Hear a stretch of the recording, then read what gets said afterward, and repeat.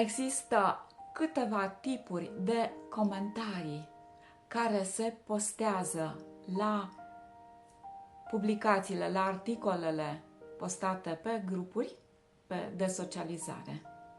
Și aș vrea să le înțelegeți din punct de vedere energetic pentru a decide corect ce scrieți atunci când puneți un comentariu la o postare. Există comentarii care reflectă recunoștința. Recunoștința transmite cea mai pură și frumoasă energie de vibrație a sufletului și a sursei infinite a vieții. Este ca și o felicitare, congratulation din partea sursei vieții, transmisă printr-un suflet de om nouă, prin faptul că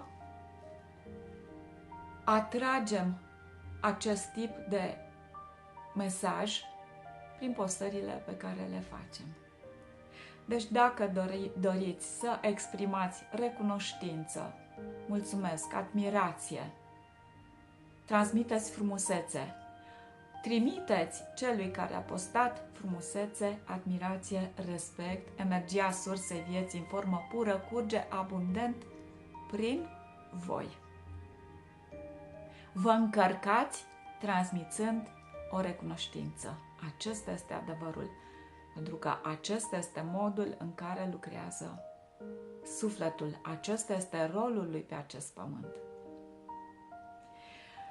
Următoarea categorie este cea a celor care postează comentarii răutăcioase, care blamează, care vorbesc urât, care iau în batjocură. Aceste comentarii au o încărcătură energetică întunecată. Nu au nicio legătură cu sufletul, ci se hrănesc, se inspiră și persoana respectivă, pentru a le exprima, le atrage dintr-un câmp de vibrație întunecată prin care se alimentează în acel moment. Nu are nicio legătură cu câmpul de suflet, este un câmp separat. Jos sufletul, deasupra atragerea unei energii întunecate, prin vorbe, prin scris, este transmisă și aruncată pe cel care a pus postarea. În timp ce cei din prima categorie utilizează energia recunoștinței, a frumuseții, energia vieții, transmit și se încarcă din această energie a sursei vieții, cei din a doua categorie, care folosesc exprimări mizerabile, se încarcă și transmit energie întunecată. Desigur, lor nu le pasă, însă psihicul, corpul, sufletul, când rămân singuri cu ei, toate au multe de spus. Cât timp nu ne hrănim din sursa vieții, ne încărcăm cu energie întunecată care stă la pândă gata să pătrundă în câmpurile noastre interioare, să le invadeze cu energii nocive, un mod de a gândi nociv, un mod de a simți ură, răutate, mizerie, lipsă de recunoștință, lipsă de suflet, lipsă de frumusețe, lipsă de bunătate.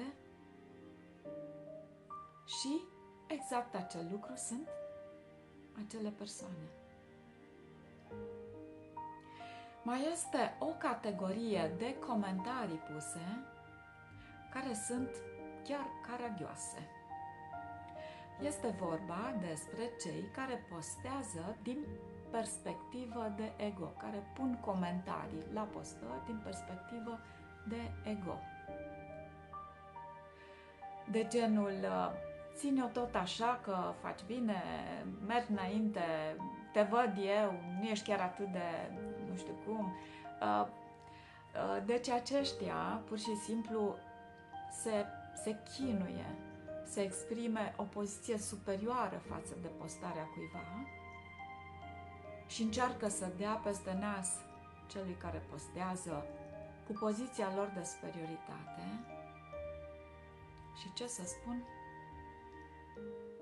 Nu este nimic de zis, pentru că această postură energetică îi plasează într-un spațiu interior în care sunt regii Universului. Îi vezi, îi înțelegi cu compasiune și nu ai ce să le faci. Este vremea lor să evolueze și să-și vadă singuri prin conștientizări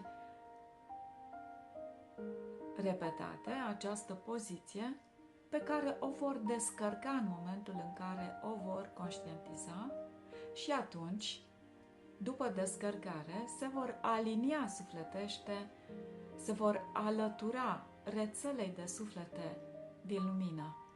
Pentru că toți cei care își transmit recunoștință, frumusețe, apreciere, formează o rețea de suflete de lumină naturală, dăruită însuși de Creator, pentru a putea susține energia vie a vieții aici pe pământ.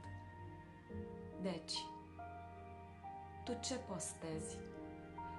Tu ce comentarii pui la postări? În ce categorie te plasezi? Te rog, alege conștient și vino în rețeaua de suflete de lumină.